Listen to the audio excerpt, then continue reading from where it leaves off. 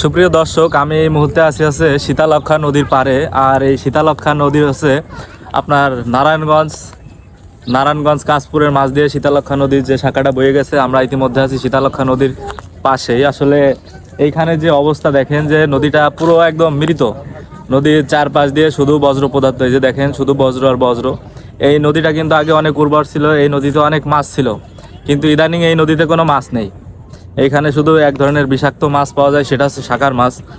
আসলে এই শীতলক্ষ্যা নদীর পাশে কিন্তু অনেক ইন্ডাস্ট্রি, দেখেন চারপাশে অনেক ধরনের ইন্ডাস্ট্রি। পিছনে আছে আপনার ইপিজেড, এবার অলিম্পিক অনেক ধরনের ইন্ডাস্ট্রি কিন্তু এই শীতলক্ষ্যা নদীর দুই পাশে অবস্থিত।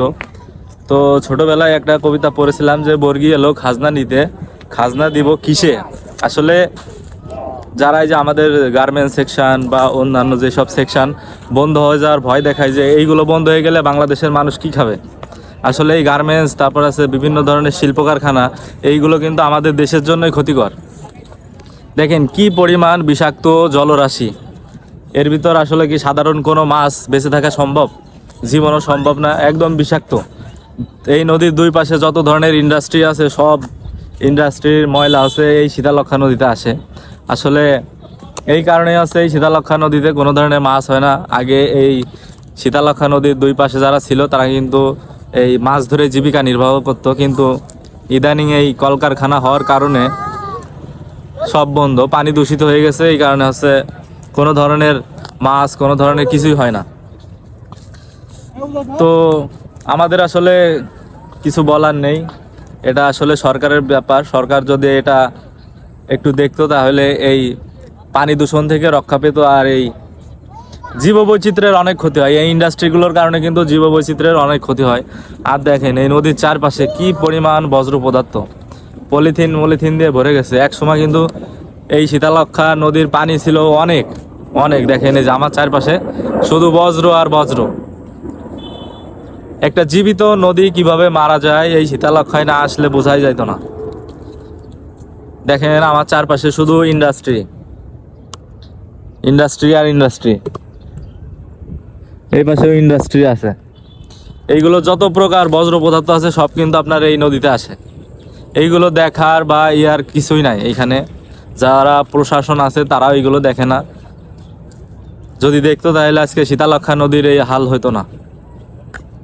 আমেরিকা, চীন, রাশিয়া এরকম অনেক বড় বড় রাষ্ট্র আছে যেগুলোতে কিন্তু আপনার এই গার্মেন্টস তারপর আছে অন্যান্য যত কলকারখানা আছে, এইগুলো কিন্তু তারা ওই দেশে করতে দেয় না। কারণ কি?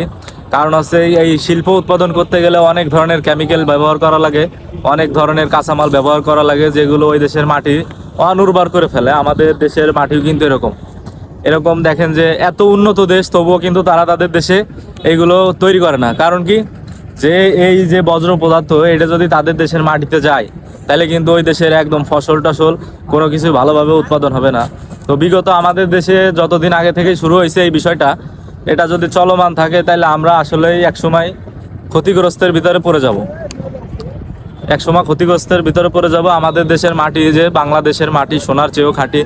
এই মাটিতে আপনি যাই রোপণ করেন না কেন সেটাই কিন্তু আপনার হয়, সেই ফসলই ভালো হয়।